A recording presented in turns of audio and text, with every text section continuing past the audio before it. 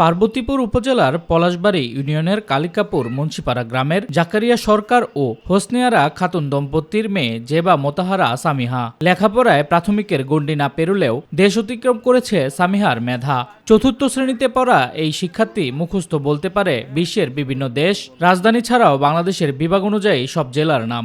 ঢাকা বিভাগ: কিশোরগঞ্জ, গাজীপুর, গোপালগঞ্জ, টাঙ্গাইল, ঢাকা, নরসিংদী, নারায়ণগঞ্জ, ফরিদপুর, মাদারীপুর, মানিকগঞ্জ, মুন্সিগঞ্জ, রাজবাড়ী, শরীয়তপুর। বরিশাল বিভাগ: ঝালকাঠি, পটুয়াখালী, পিরোজপুর, বরগুনা, বরিশাল, ভোলা।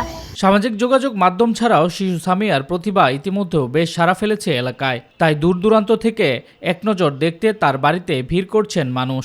দূর দূরান্ত থেকে অনেক লোক আসতেছে এবং আমিও আসি, দেখি সে সুন্দর বলতে পারতেছে। দেখে খুব ভালো লাগলো, আমার মন প্রাণ জুড়ে গেল। বিভিন্ন দেশের নাম এবং দেশের সঙ্গে রাজধানীর নাম এবং বাংলাদেশের 64 জেলার নাম খুব দ্রুত বলতে পারে, এটা দেখার জন্যই আমি আসছি।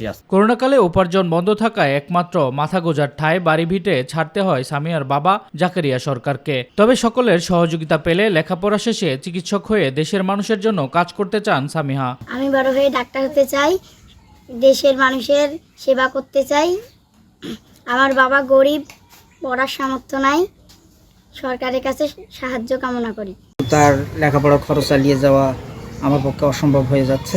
আমরা খুব অভাবগ্রস্ত লোক, সরকার যদি আমাদেরকে সহায়তা করে আমাদের খুব ভালো হইতো।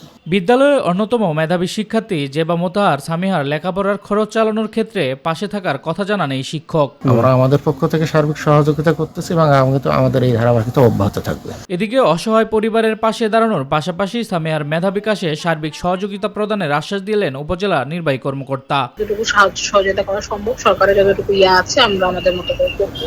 শামস তাবরিজ উচ্ছ্বাস, মাই টিভি নিউজ ডেস্ক।